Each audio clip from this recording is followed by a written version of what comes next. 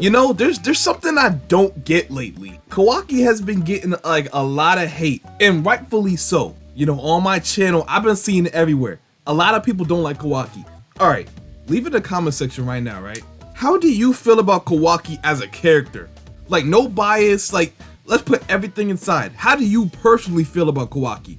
Do you like him or not? Do you feel like he's a good character or not? I'm not against the whole notion that Boruto is stronger than Kawaki, but I think we should give him a chance, bro. Because here's one thing we do know about Kawaki. He's not stronger than Boruto in base.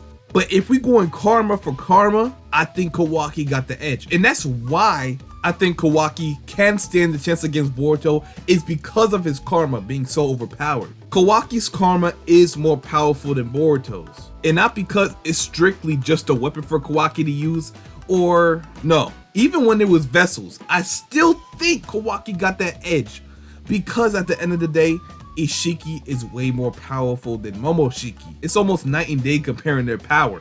But the thing about it, Boruto has made up for that power gap by increasing his base power. So I agree. If we're going base for base, Kawaki stands no chance. But if Boruto somehow activates his karma and Kawaki activates his karma, it somehow gets to be a closer fight. So I don't know, bro. And plus, we haven't seen much of what Kawaki could do. I think everybody just going off the fact that one of the claw grimes caught Kawaki off guard and put his face in the dirt, just grabbed his neck and launched it into the dirt. That was kind of disrespectful, I'm not gonna lie. I think everybody just getting mad over that. But in all reality, Kawaki has only shown one feat that you could hope to use against Boruto. But Boruto has shown, like, not even twice, 3 times, 4 times as many feats as Kawaki did in about 4 chapters. But okay, let's not waste no more time. Naruto Explained, his channel will be in the description below, so make sure you guys go check him out, show him some love. If you leave a like on this video, just go ahead and leave a like on that video, man. And I know you guys have enjoyed the Sarada video. You guys been enjoying those type of videos lately, so I'm gonna make them more often, man. I'm gonna definitely do them more often. But I also love doing the reaction videos with y'all, just talking about stuff with y'all, interacting with y'all. So I want to keep that going too, or like do a mix of both of them. Because at the end of the day, I want to do what I enjoy, you feel me? But let's get into the video. Yo, what's going on, everybody? It's your boy Naruto Explain here, bringing you guys another Boruto 2 Blue Vortex discussion. Today, I wanted to address something with you guys. Man, it don't be fair, man. Guys want me to give him a fair chance, bro. Whether or not Kawaki is coming out of the time skip weaker than Boruto. Now, I've mentioned in the reviews of Boruto 2 Blue Vortex that I think. And this is low-key a little bit surprising. One possibility Kishimoto can do that can surprise a lot of us, they can have Boruto come out the time skip significantly stronger than Kawaki. And then boom, Kawaki sees the gap, and then it forces him to get stronger, similar to how Sasuke was that much stronger than Naruto after the time skip. And in this situation, Kawaki will be idolizing Naruto and Boruto will be idolizing Sasuke, and have them go off of that narrative. Now that would be dope. That would be dope. That means at the end, Kawaki will be on par or even stronger than Boruto. That's the only thing. Now, do we really want that though? Do we really want that? I don't know. But that is potentially something that Kishimoto is doing. I'm not counting it out. I'm not counting it out at all.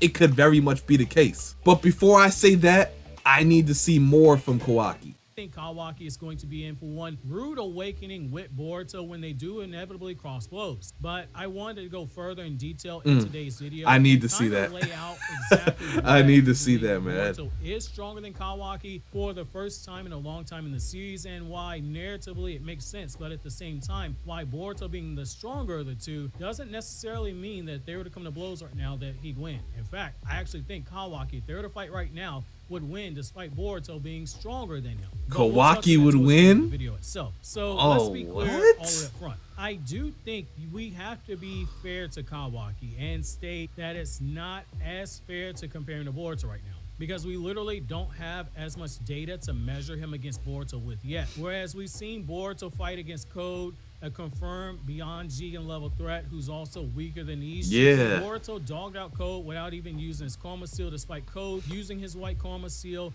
fighting at full power. And we've seen Boruto fight off much stronger Shinju than Exactly. Kawaki ever had to face. Exactly. It's always been about Boruto ever since the series started. Ever since chapter 1, Boruto, Boruto, Boruto. And look, now that Boruto is kind of relaxed, he had to retreat, come up with a plan to face it against the Shinju, I kind of want to focus on Kawaki a little bit more. And I didn't forget about Mitsuki. I ain't gonna lie, I need to see Mitsuki right now because I have an agenda to push about Mitsuki. He can very much be a problem as well, but these next few chapters, I want them to go a little bit more into what Kawaki has been doing. Because we know Boruto has been training his ass off for the last 3 years. What has Kawaki been doing? We don't know. We don't know anything about Kawaki at this point, except what we've been knew from part 1. But has he gained any new techniques? Did he get stronger, faster? Like, what did he learn? Or did he do any training at all? Because if Kawaki gets stronger in base and his karma is already a powerhouse, Kawaki does not have to be as strong as Boruto in base to be stronger than him when his karma is activated, because his karma is just that much overpowered. And I want to see if he would actually help Boruto fight these things. Since they're not OTSUTSUKI, would he actually help? I don't know. Or would he just leave Boruto to get absorbed or something like that? Like, oh yeah, both of our ideals collide. Or maybe, man, I'm giving too many gems out.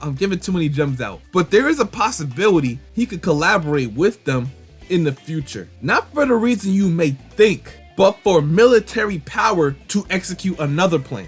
We haven't even seen Kawaki do much for the 4 chapters of Boruto 2 Blue Vortex. That's not to say Kawaki's weak, because he clearly isn't weak. He ended Boruto. Nah, he can't be weak, bro. A lot stronger than Jigen, in my opinion. The narrative made that pretty clear. Even though he wasn't as good at using Ishiki's power as Jigen was, he was still much stronger than Jigen. It's a matter of skill, not necessarily a matter of power. You can be more skilled than someone. You can know 1,000 different ways to slap someone, but still be weaker. Like, say, Academy student Boruto was clearly more skilled than 16-year-old Naruto. But 16-year-old Naruto would absolutely bully Academy student Boruto so badly if they were to fight them. Oh man. Services on Naruto for abusing his future child who wasn't even born yet. However, the little bit of data that we have showed that has seen Kawaki fighting off and defeating weaker Claw Grimes on his own without much trouble, and then when he wasn't that impressive. The Claw Grimes had the Rinnegan, it was not only able to speed blitz him, but it was able to force Kawaki to code on his karma. Yeah, I mean, he beat them, but come on, it's not a, come on, bro. Down. So there's clear that there's a sign that at the very least that particular Claw Grime who Kawaki fought was stronger than the ones that Boruto was neck diffing, slicing them in half like ribbons like it was nothing. We saw Boruto at a point where he was bullying those things in battle, which that's fine since it's implied that Kawaki was doing a similar thing. Off topic question, his artist, like, where is he getting this Boruto art? I ain't gonna lie, like, who is he paying? Because I will pay them to do the same thing.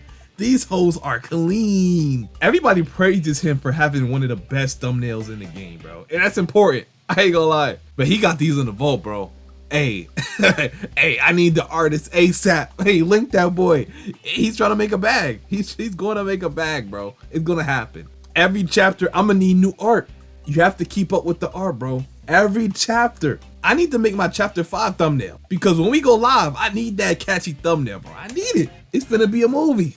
Playing those things in battle, which that's fine since it's implied that Jogan clean, looking clean until he reached the other one. We can't say with certainty that Boruto would have had to use a similar level of power against the exact same Claw Grind with the Rinnegan that Kawaki fought that required Kawaki using Karma and Ninja Tech to beat. But after chapter 4 Boruto 2, bro, I don't know. Chapter as this recording, I think we can say with certainty that Boruto wouldn't have been pushed that far if he would have been in a fight with that particular Claw Grind. He wouldn't.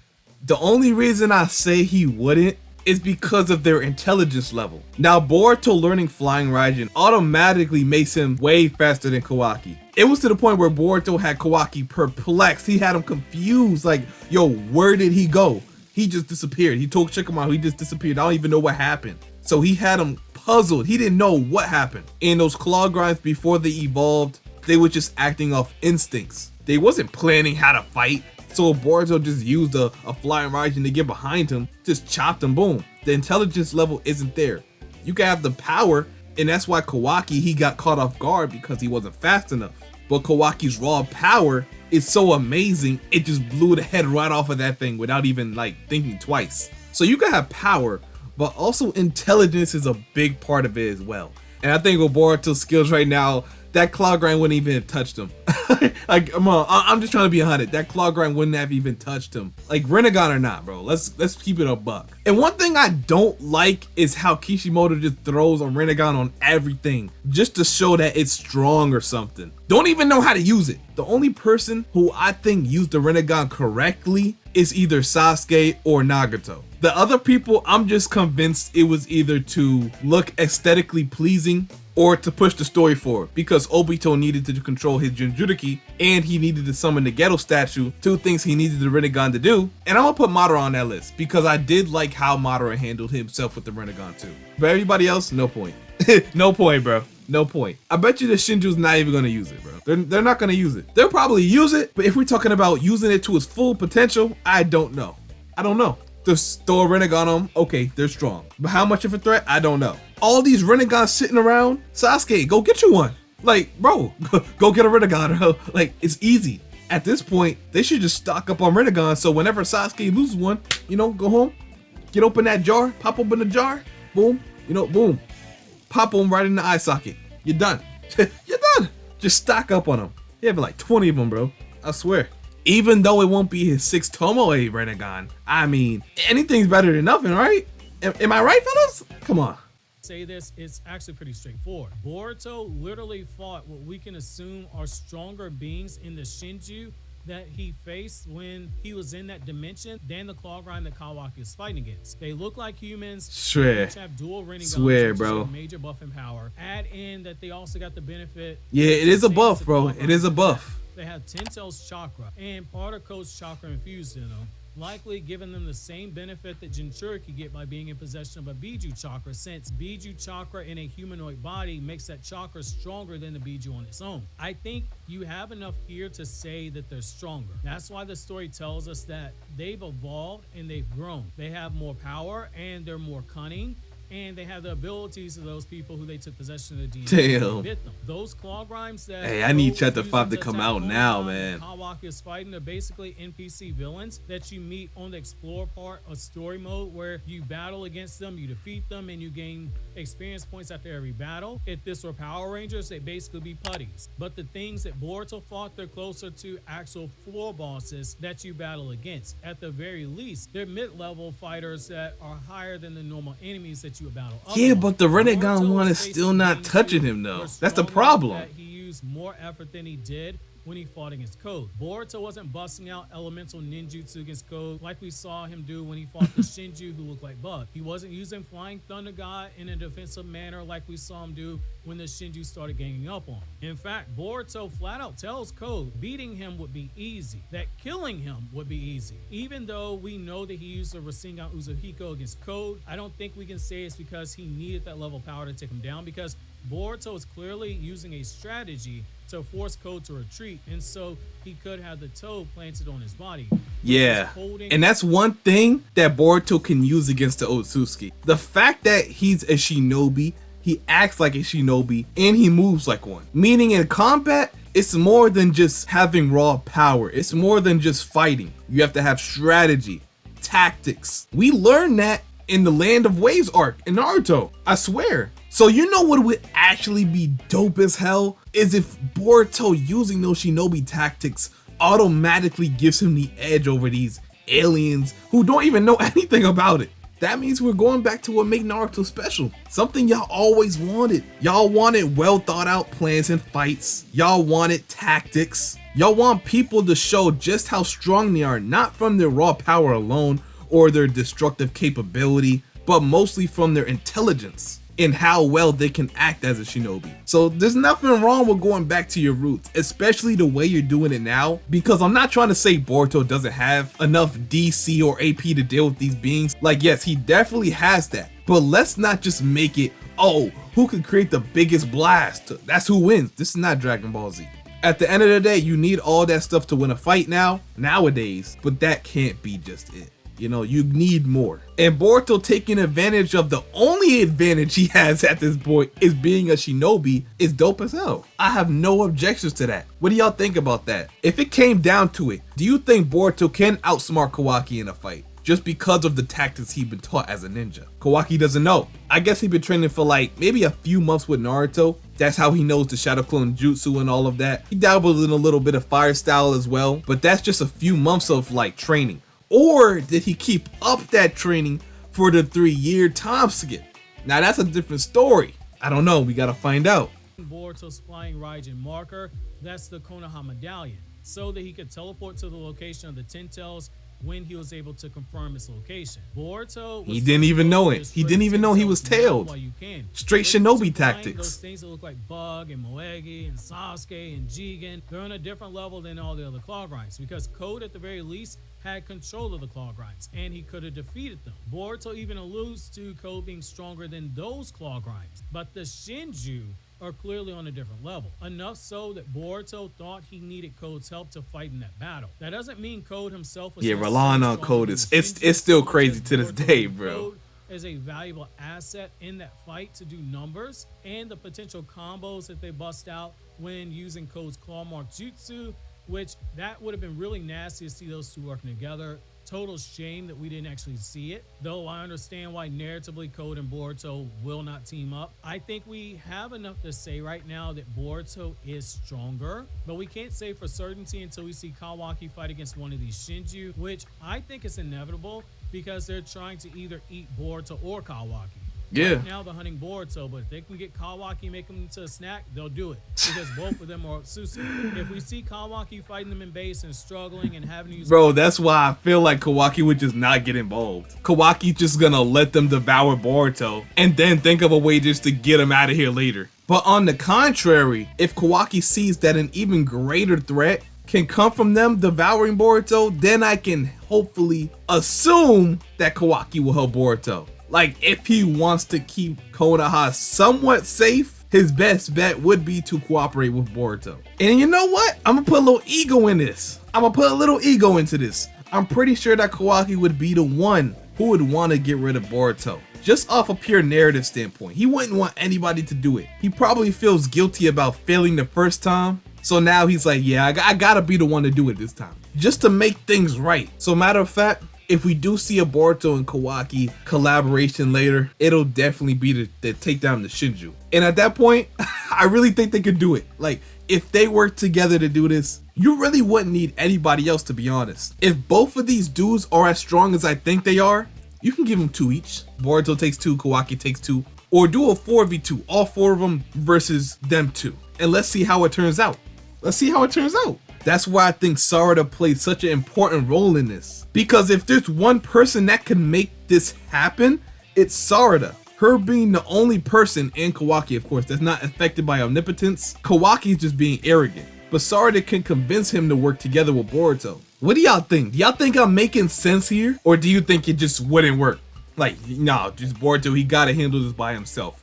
Or at least give him Sarada, bro. At least give him Sarada. I want to see somebody other than Boruto fight, bro. I think it's been time. Like, we haven't really seen what Sarada could do. I guess the closest we've seen is maybe her Chidori, I guess, of the kick, the fireball jutsu. But come on, bro, come on. Like, we haven't seen anything from anybody yet. I think it's time to focus on somebody else. Only for the time being, or maybe have a dialogue chapter somewhere here and there, but it's time. Yes. Karma and Ninja Tech to push them backwards. I think we can say Boruto is definitively stronger than Kawaki, just because Boruto didn't get pushed that level. He never used Karma. However, where I hesitate in saying Boruto beats Kawaki is with this next point. I do think the story is setting up Boruto to be, say, Boruto 2 Blue Vortex equivalent of Sasuke coming out of the Naruto time skip. Yeah, that is a possibility. Naruto, because there are parallels definitely. to Boruto and Sasuke. There have always been parallels between those two. Boruto is the fallen son, like Sasuke, who left the village and trained under a Sannin, who is the enemy of the village. Sasuke trained with Orochimaru, and Boruto is training under Jiraiya's clone Kashin Koji. Meanwhile, Naruto saw the gap in power and knew, okay, this is a problem. I gotta train to get stronger. He knew it before he even faced Sasuke at Orochimaru's hideout, because Orochimaru, inside of a dying body, was slapboxing with Four Tails Naruto and going, oh wow, you're kind of strong, but guess what? You're nowhere near as strong as Sasuke right now. But who trains Kawaki? Like, who would train him? Foretells Naruto during the Tenchi Bridge arc. Since Orochimaru is a reliable narrator, since he would be aware of Sasuke's full power and he's literally fighting Naruto and he makes that statement, I think Kawaki runs into that risk here as well. However, where he has more of an edge is the fact that he's the one who has the most experience using Karma, and if it comes down to using Karma in their battle, his extensive knowledge of Karma and having Ishiki Zojutsu abilities will be enough to give him the edge despite being weaker. However, what's interesting here is that Boruto has closed the gap with Kawaki in one key area, which is Boruto has seen real combat experience now. He's fought people who were out to kill him before. Like, say, the battle with Shojoji. Shojoji was trying to kill him. But it's different than Kawaki spending years upon years where he's fighting life or death battles while training with Car each and every day. And you saw it especially in Boruto episode 189. When Kawaki fought in that episode, there was a level of feral ferociousness to Kawaki's fighting that not only stood apart when compared to Boruto's generation, but it can only be displayed if you had those types of battles. You know what, bro? I just thought of something. We could potentially not even see half of these dudes anymore. Like, I don't ever see us focusing on these three. I think they've been written out of the story completely. I mean, what purpose do they have, right? Even Shikadai is a borderline now. Like, I could see people like Chocho because of her close relationship with Sarada, and Sumire just because of the story, how she's not affected by omnipotence. Inojin, like, nah, these people are getting written out the story. Like, only people who we're gonna see, obviously, is Mitsuki and Sarada, but everybody else is a toss-up. And I think that is hilarious. Like, besides our main three, like, come on, bro, like, who are we gonna see? I guess, besides them, Sumire was gonna get the most screen time. But I don't know who else, bro. Like, what significance do they have in this story, bro? They can't help with none of the fights. They can't help to do anything to Boruto, no matter how hard they try together. Oh man, Kishimoto, you got some work to do, boy. You got some work to do. I don't know. Boruto's generation, but it can only be displayed if you had those types of battles before. Boruto fought more with a sense of honor, fighting to subdue, not necessarily fighting to kill. I think that's the difference between the two right now. I think Boruto's closed that gap between constantly being on the run from Code and I don't know, bro. I mean, we seen at the beginning, Boruto was willing to kill. He was willing to unalive Code if need be. I mean, we all seen it. He said it. He was actually surprised when he was still standing after he got hit with the Uzuhigo. But it turned out to be a W anyway because Code led him right to the Ten Tails. So it's like, at that point, fuck it, you know?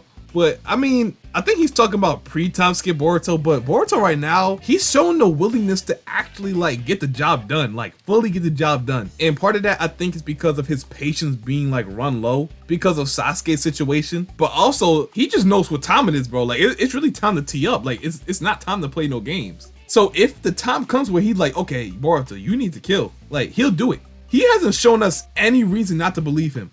I'm not gonna lie to you. So I feel like he's talking about pre-Timeskip Boruto a little bit, but I'm looking at this dude right here in front of me as a whole different character. I feel like that's the better approach to go about this because it's technically a different series. It's a time skip and nobody stays the same over a great amount of time. Even if it's a little difference, you're always gonna keep changing. Humans are meant to evolve. We're not meant to stay the same, whether that be a little bit of change or a lot. So pre-Timeskip Boruto would probably be reluctant to kill or think twice about taking a life, but this one, I don't know. Like if it was for the sake of the world, you probably wouldn't think twice, bro. And that's why I think at the end, Boruto might end up just, hey, Kawaki, you might have to go permanently. You might have to. I don't see this ending like a Naruto and Sasuke situation. Boruto might have to come to a tough decision. And he's already proven to be more like Sasuke than his father. So at that point, I feel like if he needed to get the job done, he can get the job done.